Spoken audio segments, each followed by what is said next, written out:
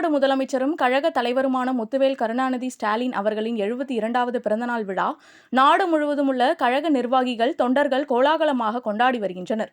துணை முதல்வர் உதயநிதி ஸ்டாலின் அவர்களின் ஆணைக்கு இணங்க தமிழ்நாடு மின்சாரம், மதுவிலக்கு மற்றும் ஆயத்தீர்வைத்துறை அமைச்சர் வி. செந்தில் பாலாஜி அவர்களது வழிகாட்டுதலின் பேரில் கோவை காந்தி மாநகர் பகுதியில் உள்ள தனியார் பள்ளியில் கோவை மாநகர் மாவட்டம் திமுக இளைஞரணி மற்றும் மணியக்காரம்பாளையம் பகுதி கழகம் சார்பில் மாபெரும் உடற்பரிசோதனை மருத்துவ முகாம் பகுதி கழக செயலாளர் அஞ்சுகம் பழனியப்பன் தலைமையில் நடைபெற்றது.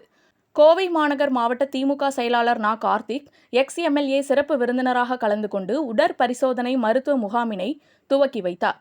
உடற்பரிசோதனை மருத்துவ முகாமிற்கான அனைத்து ஏற்பாடுகளையும் மாநகர் மாவட்ட இளைஞரணி துணை அமைப்பாளர் பீளமேடு கா. மணிகண்டன் சிறப்பாக ஏற்பாடு செய்திருந்தார் என்பது குறிப்பிடத்தக்கது.